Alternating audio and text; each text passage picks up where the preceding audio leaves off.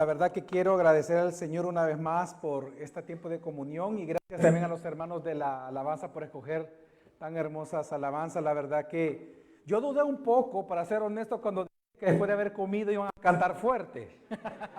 Yo dije, quizás no van a cantar fuerte, pero cantaron fuerte. Y tú diriges muy bien y la verdad que gloria a Dios por los dones que Él da, ¿verdad? A la iglesia. Yo me gozo mucho y me quebrantó mucho la última alabanza porque más que estoy predicando Apocalipsis en la iglesia, los hermanos que están acá pueden saber lo que, cuando yo digo, yo me imagino eso, el Cordero y el León, ¿verdad? Y vendrá por segunda vez, qué especial va a ser ese momento. Creo que todos lo anhelamos y gloria a Dios por ello. Y ocupando también las palabras de mi hermano Ovidio, del pastor Ovidio, El Salvador ciertamente está teniendo un cambio significativo en este momento a nivel de seguridad, pero ¿sabe una cosa que pocas personas fuera de El Salvador conocen respecto a la iglesia evangélica? Y es que ahora que la iglesia evangélica goza de más tranquilidad, cualquiera pudiera pensar que la iglesia es más evangelística. ¿Y sabe lo que ha ocurrido en la iglesia evangélica? Lo que voy a decir es estadístico ya. Lo que ha ocurrido son dos fenómenos. Desde el momento en que estas personas delictivas ya no están en las calles, en lugar de que la gente está llegando a la iglesia, se están yendo. Ha bajado increíblemente la asistencia en la iglesia evangélica en todo El Salvador, en las grandes denominaciones. Y segundo, en lugar de ser generosos en sus ofrendas, ya no están ofrendando como antes cuando estaban estos muchachos delictivos, esos terroristas en las calles. Es triste porque puede estar ocurriendo o pudiera ocurrir en el futuro lo de la época de los jueces, que mientras estaban en problemas buscando al Señor, Dios mandaba un juez y los liberaba. Una vez liberados, se olvidaban del Señor una vez más. No quisiera eso, obviamente, pero lo ocupo porque el tema que se me ha asignado para finalizar esta tarde precisamente habla de cómo debemos de edificar la iglesia, ya sea en tiempos de persecución o en tiempos de bonanza, y la edificación es por medio de la gracia de Dios. De hecho, el título del sermón que se me ha asignado es Edificados para su gracia. Y para esto yo quiero que me acompañen al único versículo en el cual vamos a estar, es Hechos de los Apóstoles, capítulo 20. Estamos ya al final de la vida de Pablo. Hechos capítulo 20 y vamos a leer el versículo 32. Hechos capítulo 20, versículo 32. Y dice así la palabra del Señor. Ahora los encomiendo a Dios. Perdón, sí, vamos a honrar a los hermanos, pongámonos de pie todos, por favor. Hechos 20, 32 dice así.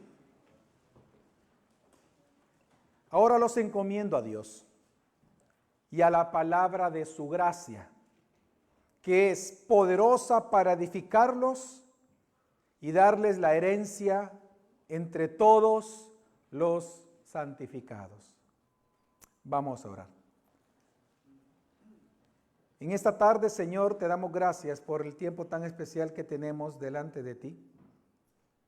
Gracias por edificarnos por medio de tu palabra y la comunión de los santos. Gracias, Señor, por las risas que nos permites gozar, como también las manos que podemos estrechar. Gracias, Señor, por tu iglesia, tu única iglesia, a través de la diversidad de miembros. Te pedimos que tú seas una vez más exaltado, que tu palabra nos llene, nos dirija, y podamos ponerla por obra. Te lo pedimos en el nombre de Jesús y todos decimos amén. Pueden tomar asiento, mi amada familia. La construcción de la catedral de la Colonia en Alemania, ha sido reconocida como uno de los proyectos de edificación más asombrosos en la historia de la arquitectura. Y esto es así porque esta catedral tardó más de 600 años de la historia en completarse. ¿Usted se imagina 6 siglos para construir una sola catedral? Ahora, la pregunta que surge es, ¿cómo es posible que una estructura tan compleja no se convirtiera en un caos de estilos arquitectónicos y durante 6 siglos las generaciones pasaron, los estilos artísticos pasaron, las tecnologías pasaron, los políticos y las formas de pedir permisos pasaron y cambiaron. Es decir, cómo durante 6 siglos esta edificación no terminó siendo un caos y un monstruo. Bueno, la respuesta es que todos los que participaron en la obra arquitectónica, todos se sometieron estrictamente al plano maestro original. Es impresionante que a pesar de los siglos, cada generación de obreros, cada generación de arquitectos, cada generación de ingenieros se mantuvo fiel al diseño original de hace 600 años. Ellos no cambiaron absolutamente nada, aunque las modas cambiaron para ellos. ¿Cuál fue el resultado? Que hoy este gran edificio se le considera patrimonio por la UNESCO, patrimonio de la humanidad, y es el monumento al día de hoy más visitado en toda Alemania.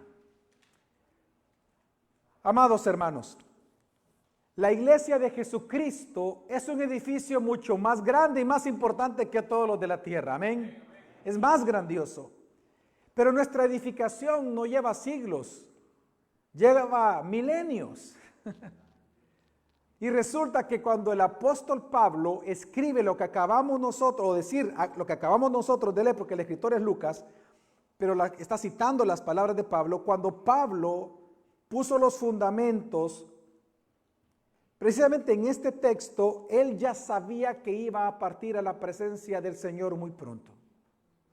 Por lo tanto, la pregunta de la iglesia primitiva y de toda iglesia fiel en ese momento era: ¿cómo seguiremos en pie cuando nuestros líderes no estén? Y esa es una pregunta válida en las iglesias. ¿Qué va a pasar cuando el pastor muera? ¿Qué va a pasar cuando los pastores no estén, los que están actualmente? ¿Qué guardará la iglesia local cuando los peligros acechen? Pues Pablo, sabiendo eso, al despedirse aquí en Hechos 20, porque él es una despedida de ellos, si se dan cuenta, Pablo no les dejó una metodología. Pablo no les dio una lista de consejos pragmáticos al liderazgo de la iglesia. Él no les dio un curso de liderazgo, no les dio los 5 tips para que la iglesia no se acabe.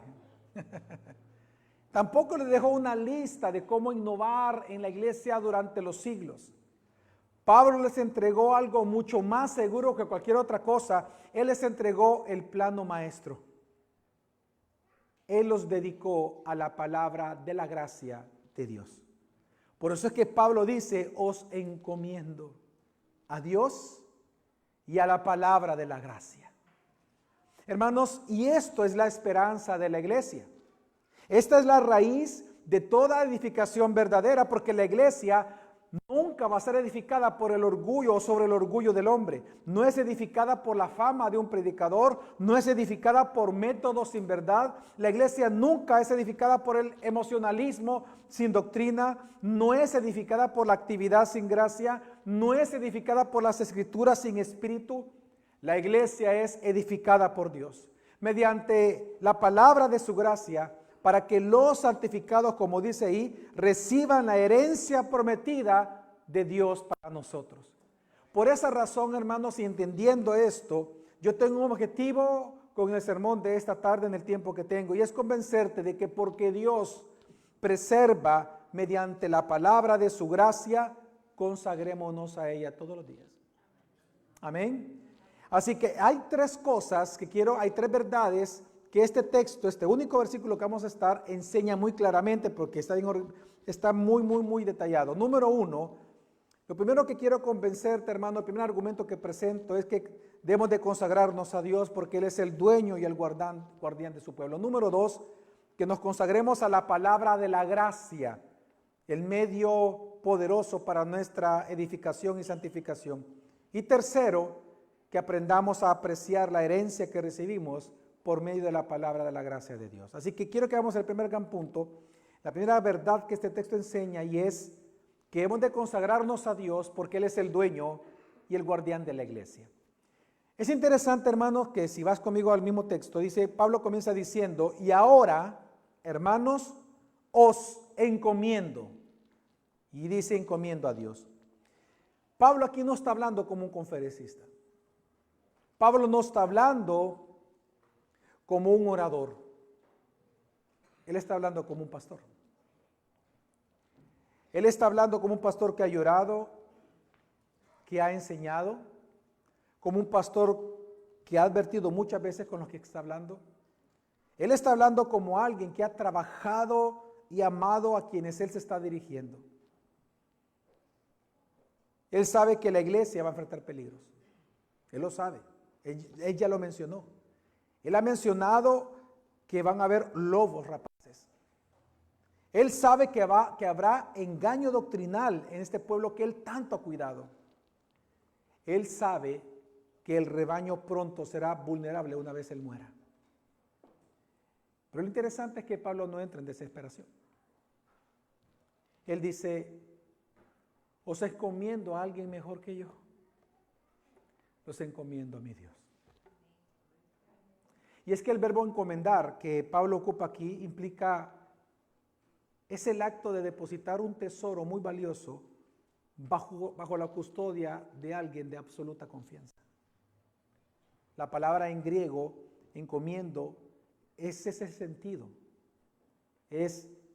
Implica depositar un tesoro bajo la custodia de alguien de plena confianza. Así que lo que estamos viendo aquí es una figura muy hermosa. Pablo está actuando realmente como un mayordomo fiel de la iglesia. Y él ahora está depositando el tesoro de la iglesia local, no a las personas, ni siquiera a los pastores que vienen. Él está encomendando el tesoro de la iglesia al Padre, a Dios, para que la preserve. Ahora, ¿sabe qué nos enseña esto, hermanos, desde un inicio? Que la iglesia pertenece a Dios. Y porque le pertenece a Dios, solo Dios sabe guardarla fielmente. Amén. La iglesia, hermanos, no le pertenece a los ancianos de la iglesia. La iglesia no pertenece a la junta directiva. La iglesia no le pertenece a una o a varias familias influyentes. La iglesia no le pertenece a una denominación. La iglesia no le pertenece a la cultura ni le pertenece a las nuevas generaciones. La iglesia no le pertenece a los grandes donantes. La iglesia no le pertenece a los predicadores visibles. La iglesia no le pertenece a los hombres. La iglesia le pertenece a Dios. Y por eso es que cuando Pablo dice, os encomiendo a Dios, él está poniendo la iglesia en manos de aquel a quien realmente le pertenece. Entender esta verdad debe llevarnos a nosotros a humillarnos. Es más, si aquí hay pastores, esta verdad debe de humillar profundamente a todo pastor y a toda persona que sirve en cualquier iglesia. Porque ningún ministro, ningún siervo de Dios, ningún líder es dueño de la grey. Ningún pastor, ningún anciano debe tratar a la iglesia como una plataforma personal de exhibición. Ningún predicador puede usar a las ovejas para engrandecer su nombre. Ningún líder jamás va a tener derecho a manipular, controlar o dominar la conciencia del pueblo de Dios. Los pastores solamente somos siervos. Cristo es el Señor. Los ancianos somos instrumentos. Cristo es la cabeza. Los pastores somos mayordomos, pero Cristo es el dueño de la grey. Por eso es que esta verdad debe de humillar a los pastores que están aquí presentes, pero también esta verdad debe de consolar profundamente a la congregación aquí presente. Porque saben que si la iglesia realmente dependiera finalmente de los hombres, la iglesia ya hubiera desaparecido. Amén. Si la iglesia dependiera, las iglesias locales dependiera de nuestra sabiduría humana, hermanos, las iglesias ya se hubieran destruido. Si las iglesias dependieran de nuestra constancia, simplemente no habría esperanza para nadie. Si la iglesia dependiera de la fidelidad de los ministros, estaríamos perdidos. Pero Pablo encomienda la iglesia no a los ancianos, a Dios. Dios es quien la compró. Dios es el que llama, Dios la guarda y Dios la purifica. Dios es quien sostiene la iglesia, la edifica y el que le va a llevar a una herencia, hermanos. Y por lo tanto esta verdad también debería de producir en nosotros no pasividad, sino una confianza obediente. Porque si te das cuenta, Pablo no está diciendo, Bueno, como Dios guarda a la iglesia, hermanos, como Dios guarda a todos nosotros, los va a guardar a ustedes, no importa lo que enseñen, no importa el pastorado, no importa la vigilancia, no importa la disciplina eclesiástica, no importa el bautismo, no importa la cena del Señor, porque como Él la guarda, no se preocupen, simplemente asistan. Pablo no dice eso, ¿no? Es más, si tú revisas el contexto, él acaba de advertir a los ancianos de que velen, de que apacienten y que recuerden todas las amonestaciones con que Pablo los amonestó. Y luego de eso, entonces, después de llamarles a esa responsabilidad, ¿sabe qué hace? Los encomienda a la confianza en Dios. Es decir, vean ustedes lo que está haciendo Pablo. En el contexto, antes de que él dijo esto, él le recuerda a los ancianos que van a quedar al frente de la iglesia local en Éfeso, él les recuerda de que ellos tienen que hacer su trabajo, que ellos deben de velar. Ellos son los que van a sudar, ellos son los que van a hacer exégesis fiel, ellos son los que van a predicar, los que van a equipar la iglesia para la obra del ministerio. Son ellos, es decir, ustedes tienen responsabilidad, pero cuando dice eso, él dice, pero la iglesia no le encomiendo a ustedes, la iglesia le encomienda a su creador. Y eso es bien importante en el corazón y en la mente de un ministro. Esto es bien importante entenderlo en la iglesia, que nuestra responsabilidad es obrar en el ministerio, pero nuestra confianza final sobre el cuidado de la iglesia no está ni siquiera en lo que hacemos nosotros, sino en Dios, el dueño de la iglesia. Y esta es la verdad que nosotros vemos aquí. ¿Cuál es la verdad que nos anuncia este texto de un inicio? Los pastores debemos de velar, pero solo Dios puede preservar. La iglesia debe de obedecer, sí, pero solo Dios puede sostenerla.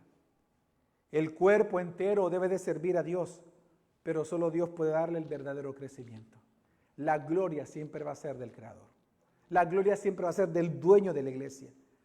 Pero por eso, cuando una iglesia olvida que le pertenece a Dios, es que entonces aparecen los dos peligros que hoy nosotros vemos como vicios en algunas iglesias. En primer lugar, nosotros vemos la arrogancia ministerial.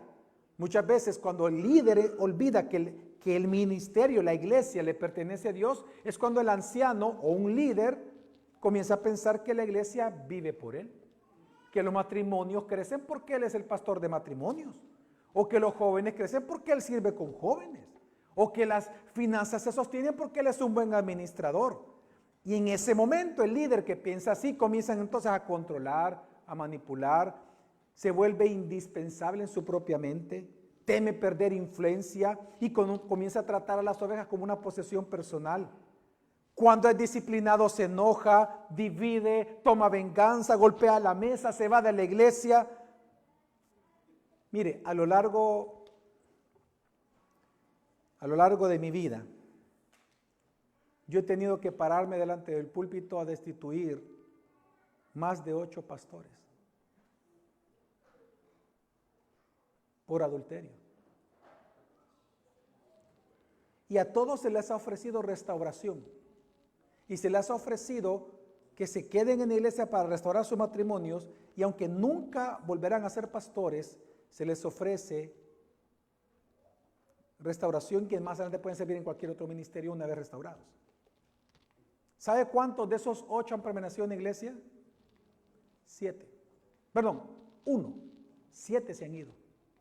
Y solo 1 aceptó eso.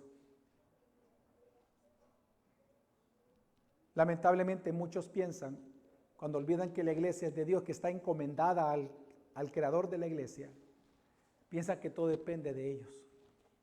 No, la iglesia está así porque como yo predico, por cómo yo enseño, porque el que piensa eso ya perdió mucho.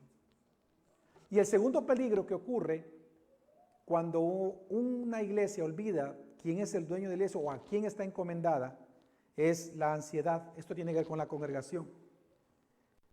Cuando una iglesia olvida que el dueño es Dios, la iglesia entra en pánico ante cualquier circunstancia. Entra en pánico, entra en una situación de ansiedad, piensa que está a merced de las circunstancias o de los cambios culturales o de la fuerza del enemigo y debilita obviamente su corazón humano. ¿Sabe un ejemplo de eso? Es COVID. cuando hubo esta que se encerró, muchas personas se pusieron nerviosas, muy nerviosas, y perdieron la cordura. Iglesias, yo no sé si aquí, pero en El Salvador se cerraron. Yo tengo un amigo, por ejemplo, que él llegó, después de que se abrió, ¿verdad?, el tiempo de cuarentena, él llega a la iglesia, él feliz a predicar, y nadie llegó. Él perdió la iglesia hasta el día de hoy. Nadie le volvió a llegar. Y no es que se hayan muerto, simplemente la gente dejó de ir. ¿Saben que por eso es que cuando yo me di cuenta que ya venía Norteamérica cerrando, yo te dije, ya pronto van a cerrar El Salvador, lo que hicimos fue, yo dije, voy a hacer una pausa en la serie que estamos dando y voy a empezar a predicar este domingo en línea atributos de Dios. ¿Y por qué prediqué atributos de Dios durante toda la cuarentena? Porque precisamente cuando uno conoce el carácter de Dios, es que nuestro corazón es sosegado ante la adversidad, ante las dificultades.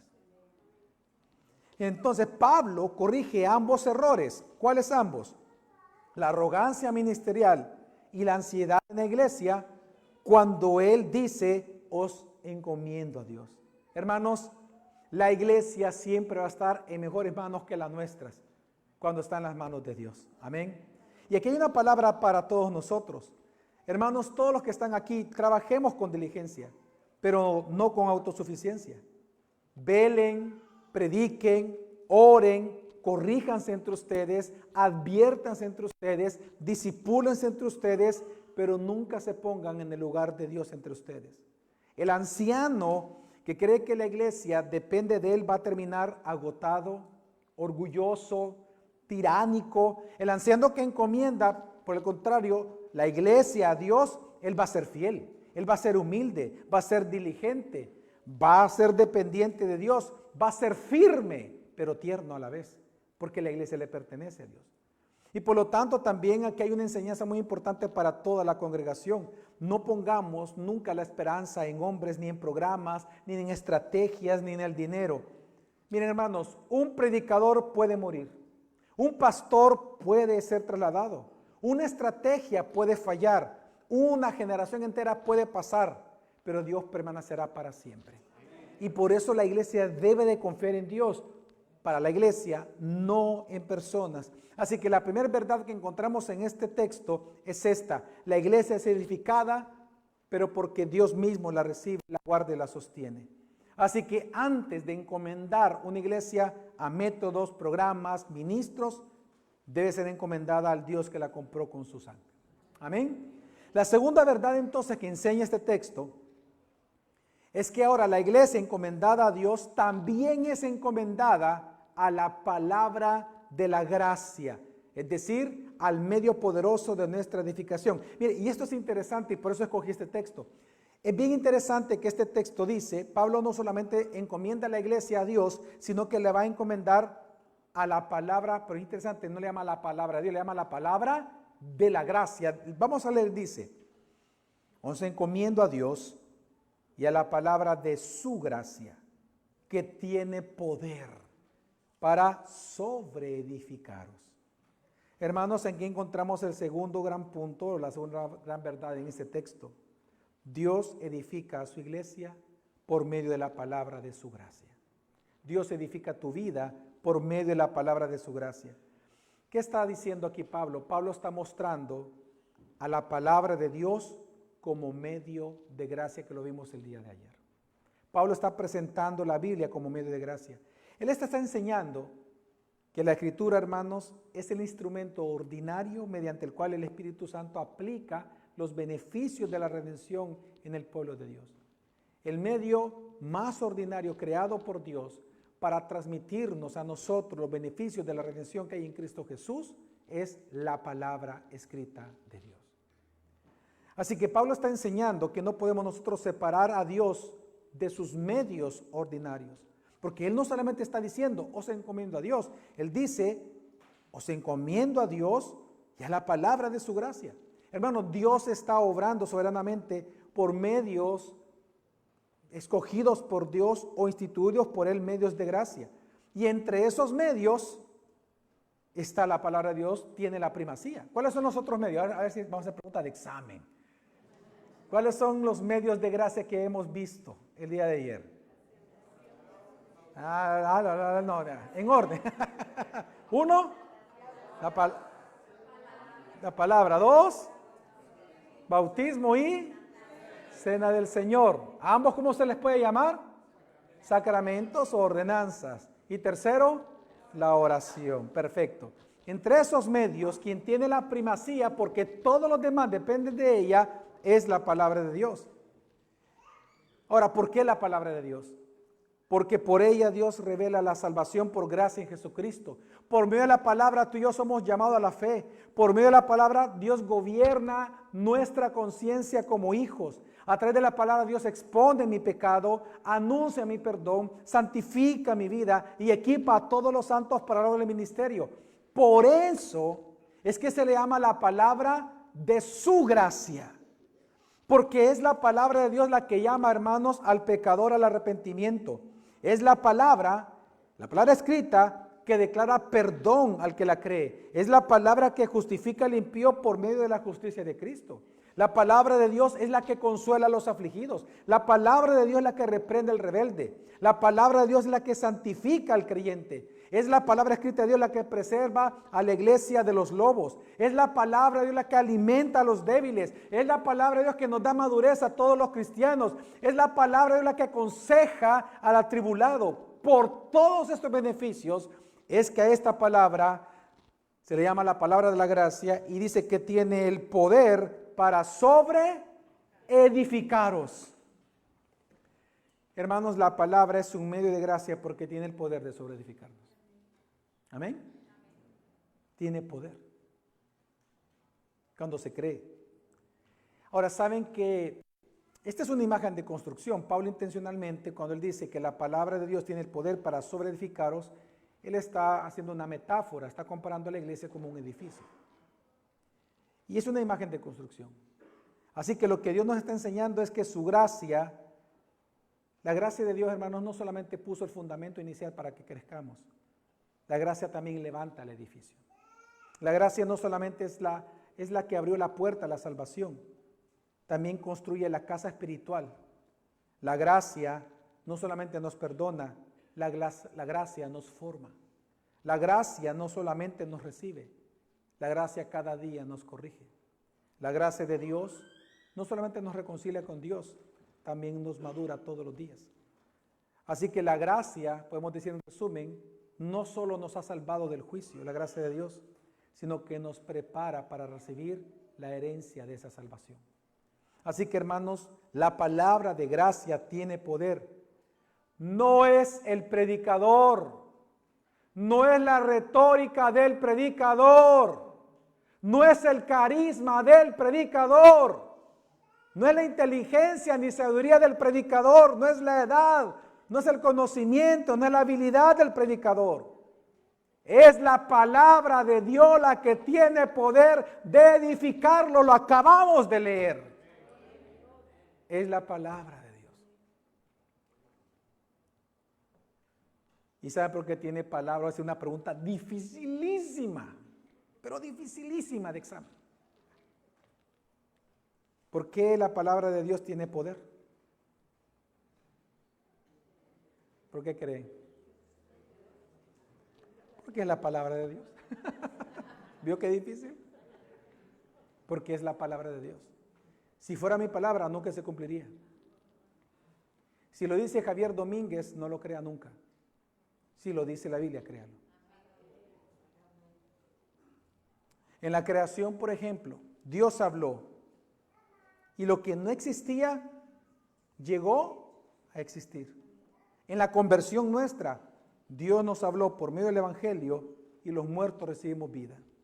En la santificación, Dios habla por la Escritura y su pueblo es transformado. En nuestra edificación, Dios habla por la palabra escrita de su gracia y la iglesia crece en gracia. Hermanos, esta verdad es profundamente importante. La gracia no solamente es el inicio de la vida cristiana, la gracia es el principio, es el camino y es la consumación de esa vida cristiana. Nosotros mire, es que ¿sabe por qué se lo digo? Porque nosotros no solamente somos salvos por gracia para luego entonces crecer por el legalismo. No, eso es un oxímoron, eso es un monstruo. No somos salvos por gracia para luego ser santificados o edificados por el legalismo, por obras. No somos justificados por Cristo para luego ser santificados por la autosuficiencia, no. No somos recibidos a misericordia para luego crecer por la fuerza carnal. No somos perdonados gratuitamente por la gracia de Dios para luego vivir como si la aceptación delante de Dios fuera por nuestro desempeño. Eso es legalismo, no, hermanos.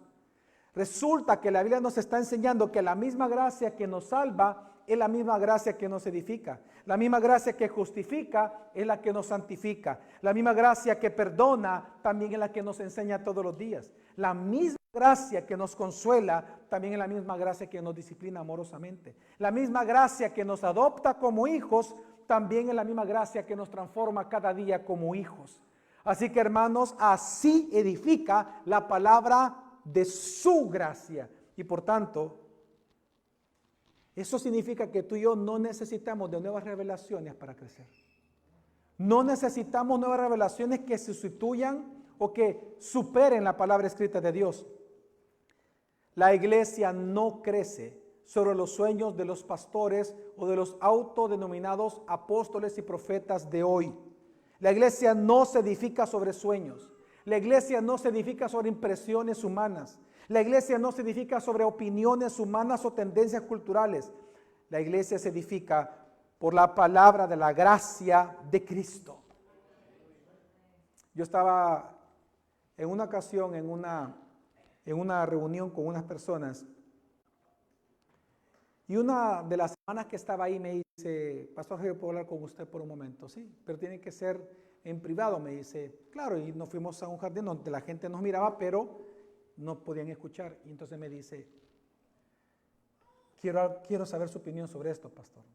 Dígame. Ella es la esposa de un pastor cuyo ministerio bajo su cargo, él era el fundador, tenía más de 52 iglesias en toda Latinoamérica. Bueno, en toda América en todo caso, desde Canadá hasta Argentina. Ella era la esposa. Y me dice: mire, pastor, yo anoche tuve un sueño, me dijo. Hace noche yo tuve un sueño. Y en el sueño yo me desperté. Bueno, después de soñar acerca de cosas que en el sueño vi acerca de Dios, yo no las entendía. Y yo me desperté. Entonces le pregunté: ¿te despertaste en el sueño? ¿De verdad? No, de verdad me desperté. Ok. Y cuando yo le pregunté a Dios que me explicara el sueño, se me apareció un ángel. Y entonces cuando yo vi el ángel me dice: lo que tú viste en el sueño es lo siguiente. Ella vio que en la mano del ángel habían bastantes piedras preciosas. Y el ángel les dijo: quiero que sepas que estas piedras preciosas representan a las mujeres que Dios le quiere dar a tu esposo para que sean sus concubinas. Entonces, tu deber va a ser enseñarles a ellas cómo tratarlo sexualmente a él, cómo atenderlo. Tú le vas a enseñar a ellas, porque ese es un regalo para él. Y entonces viene ella y me dice: pastor, ¿usted qué piensa de eso?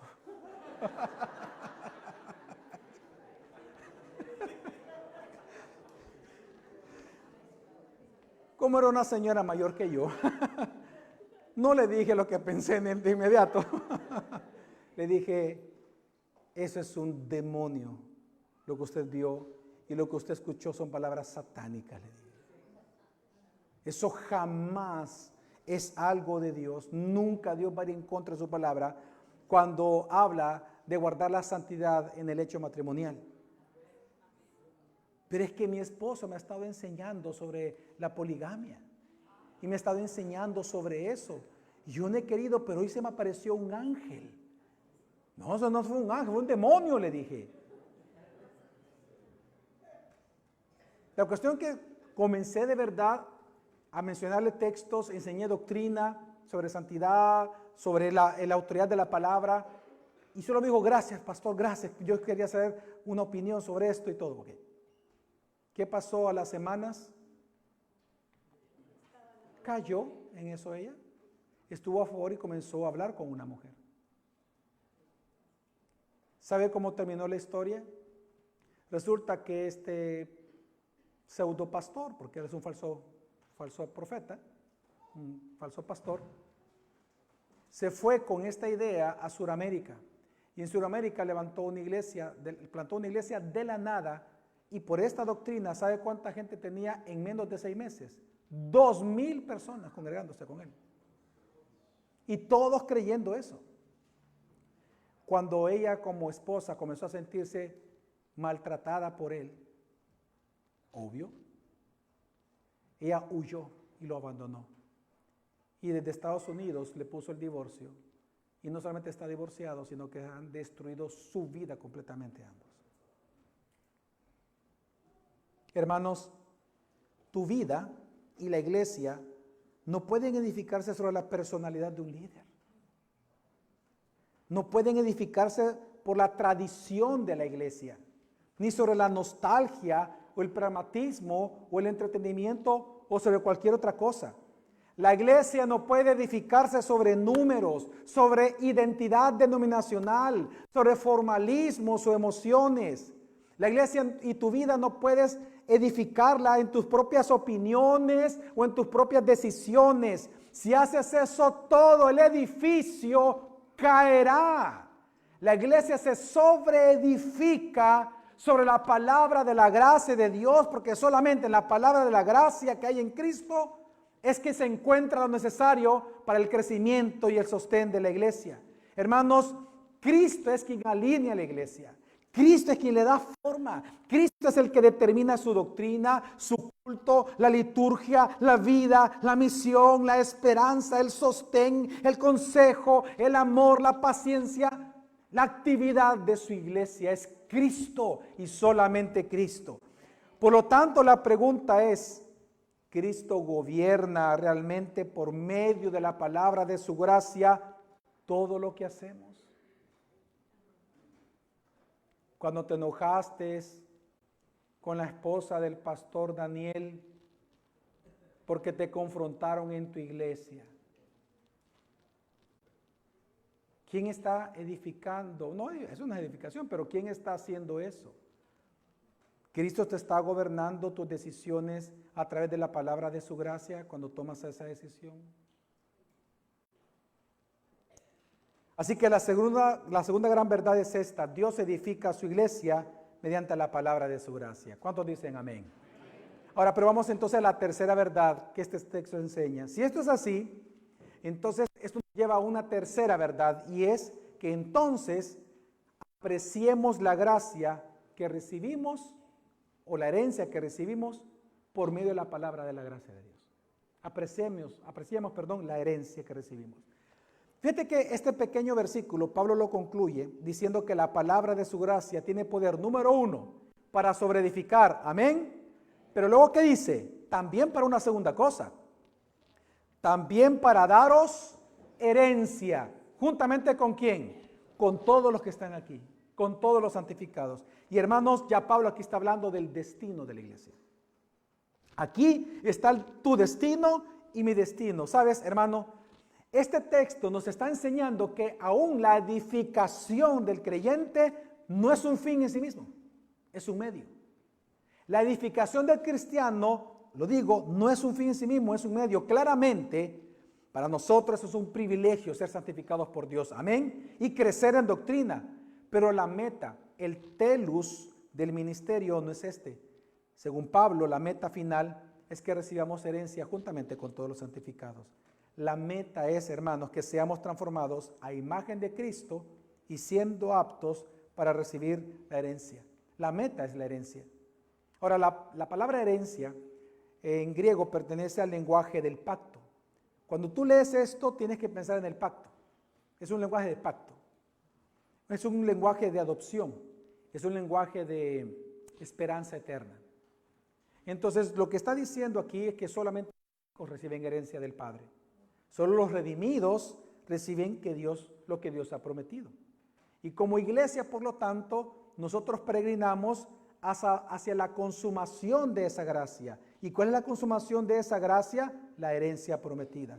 Entonces, pero la pregunta es, entonces, ¿cuál es esa herencia que a ti y a mí se nos ha prometido, por lo cual Dios nos edifica por medio de la palabra de su gracia? Pues esa herencia prometida es la plenitud de la salvación, la comunión perfecta, eterna con Dios, la visión que se llama la beatitud de Cristo que vamos a vivir, la visión de Cristo por toda la eternidad, por fin lo vamos a ver. Amén. La resurrección de nuestros cuerpos, la nueva creación, el reposo eterno, la desaparición final del pecado, de la muerte y del dolor. Todo esto, hermanos, es la herencia que vamos a recibir, es decir, es la gloria prometida a los hijos de Dios, la vida eterna en la presencia de Dios. Hermanos, toda esta herencia que se nos ha prometido, dice la Biblia que la recibimos por la palabra de la gracia. Así que, hermanos, cada día nosotros como iglesia no caminamos hacia el vacío, nosotros caminamos hacia la herencia. Todos los días tú caminas hacia la herencia. Un día más que pasa, un día más que envejeces, es un día más cerca de la herencia. Es más cerca. Pero tienes que entender que esta herencia no se gana por méritos humanos. Es herencia de la gracia de Dios. Y por lo tanto Dios en su bondad y misericordia, Él nos recuerda todo el tiempo, mira lo que tengo para ti. Todos los días en la palabra nos recuerda, tengo esta herencia para ti, tengo esta herencia para ti. Para que anhelemos más estar con Cristo que en la tierra. Ahora, ¿qué implica esta verdad para nuestra vida en el día de hoy? Bueno, significa, porque hay un término que no he explicado, significa que si como herederos somos llamados, y fíjate cómo nos llama, los santificados, ese es un título que se nos da, los santificados. Si como herederos somos los santificados, entonces eso significa, hermanos, que debemos de aprender a vivir unidos aquí en la tierra. Mira, Pablo dice que la herencia de la gracia es juntamente con todos los santificados. Es decir, que va a haber un momento en donde la unidad, la unión va a ser perfecta sin pecado. ¿Amén, hermanos? Es decir, que esta herencia va a ser juntamente, dice, con los santificados. No va a ser con algunos favoritos, no dice con mi grupo discipulador solamente, amor civil, herencia. No, tampoco no dice con mi círculo de amigos cristianos, no dice con mi generación Pablo. Tampoco Pablo está diciendo con mi tradición eclesiástica, con mi denominación, no.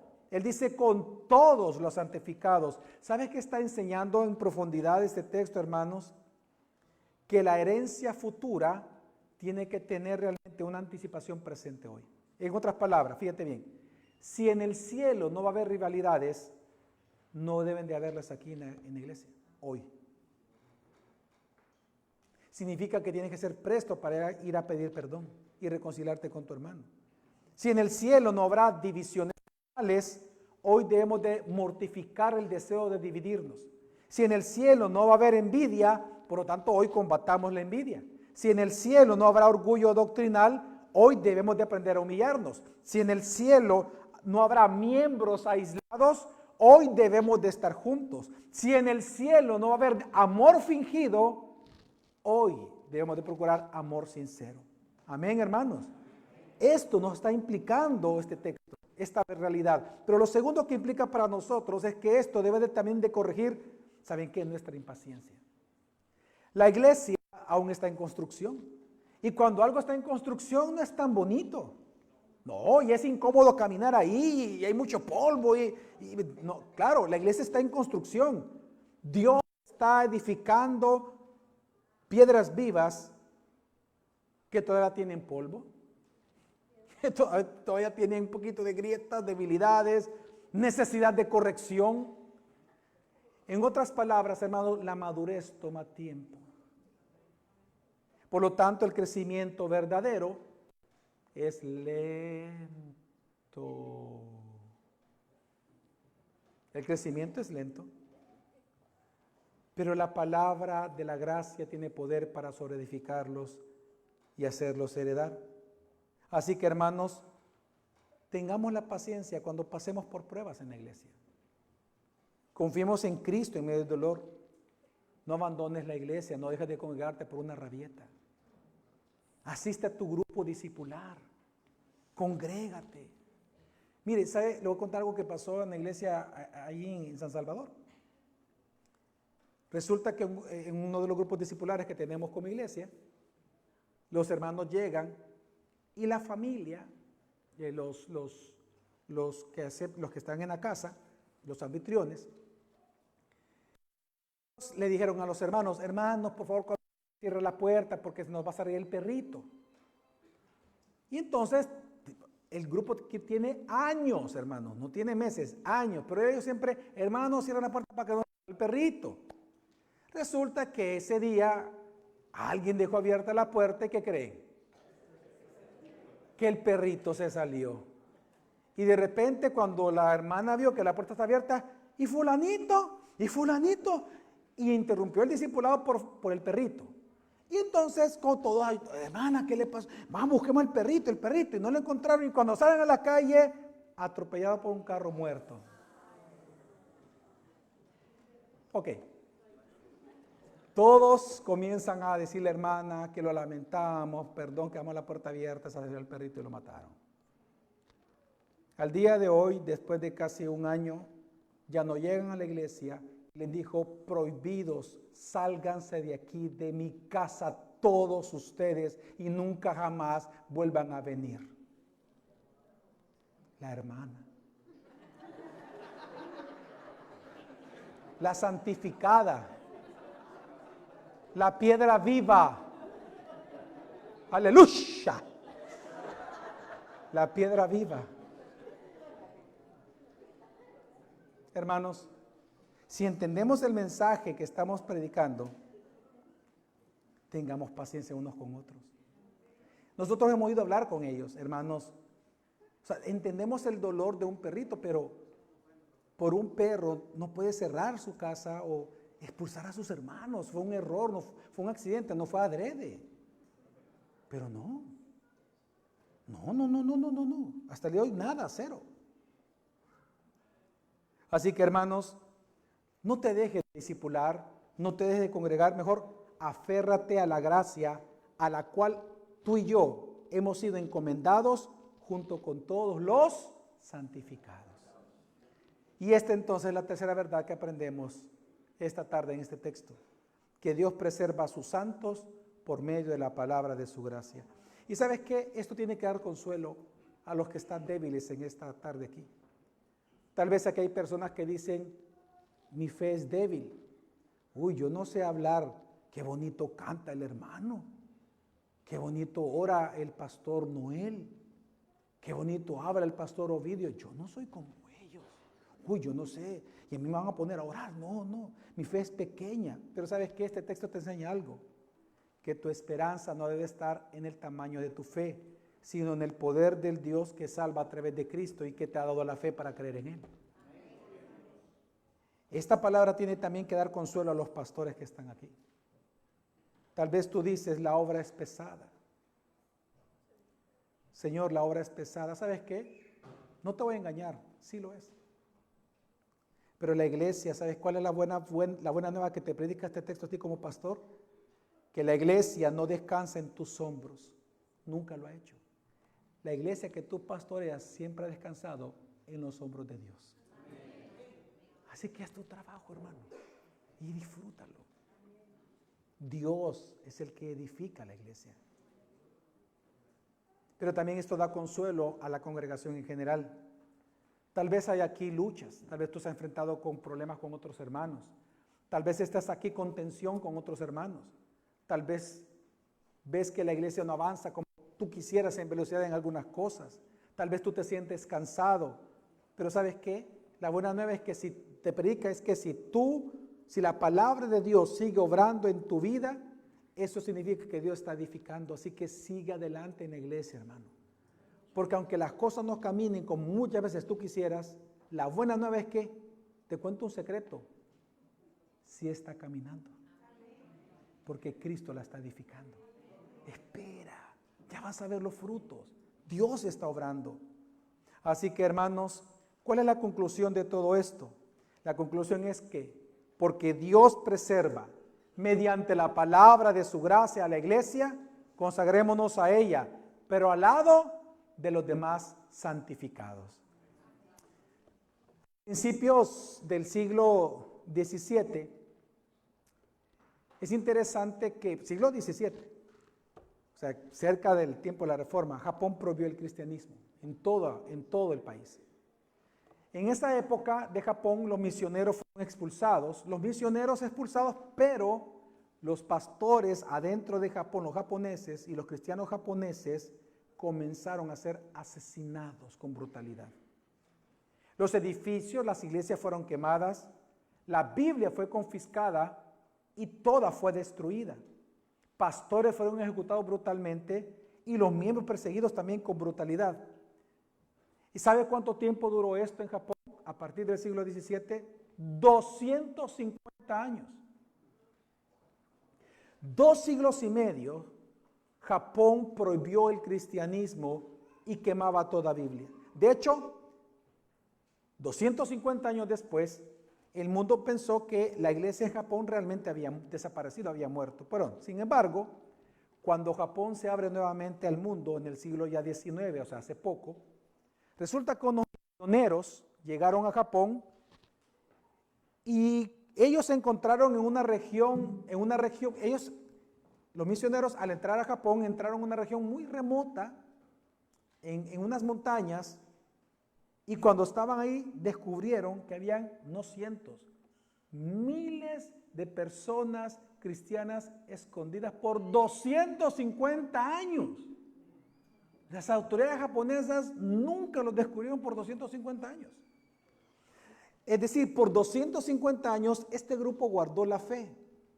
Encontraron miles de personas, varias generaciones habían pasado de cristianos. Ahora, lo interesante es que cuando los miembros le preguntaron a ellos cómo habían sobrevivido tanto tiempo sin líderes, sin Biblia impresa, ellos simplemente respondieron, citando este texto, dijeron, por medio de la palabra de la gracia. ¿Sabe lo que ocurrió? Dios hizo un milagro ahí, porque ellos cuentan que ahí volvieron a la tradición oral, lo que sus papás le enseñaron, que recordaban de la Biblia, se le enseñaron a los hijos y así pasaron de generación en generación. Entonces, cuando ellos fueron descubiertos, de hecho, ellos estaban tan desconectados de la realidad que comenzaron a preguntar, ¿y siempre existe la Iglesia Católica Romana? ¿Y siempre existe y así, comenzaron a preguntar cosas de hace 250 años, no tenían contacto con la realidad, por escondidos. Pero ¿saben qué? Ellos dijeron, lo que nos guardó a nosotros fue la palabra de la gracia que Dios preservó en nuestras memorias, dijeron. Hermanos, ¿por qué les cuento esto? Por esto. Porque a veces nosotros nos engañamos pensando que nuestra iglesia, nuestra vida, depende de nuestras estrategias, del edificio, de nuestra fama, de nuestros líderes. Pero ¿saben qué? Cuando todo lo humano sea removido, cuando el pastor se va, cuando la cultura nos presiona, cuando el edificio cae, lo único realmente que siempre va a caer en pie es lo que Pablo dijo, Dios y la palabra de su gracia. Si todo fallare, la palabra de Dios permanecerá. Cielo y tierra pasarán, mas su palabra de la gracia no va a pasar. Así que, hermanos, si Dios preservó a estos miles de hermanos nuestros por 250 años sin ser descubiertos, ¿cuánto más Dios va a proteger esta iglesia, tu vida y la de tu familia, para gloria de Él? Amén. Vamos a orar. Señor, en esta tarde te damos gracias por tu palabra, por tu consuelo, por tu instrucción, por tu exhortación y por tu ánimo que tú nos das. Te pedimos, oh Dios, que tú seas exaltado y que seas glorificado, que nosotros podamos honrarte a ti, Señor, amarte, y que podamos confiar en tu palabra.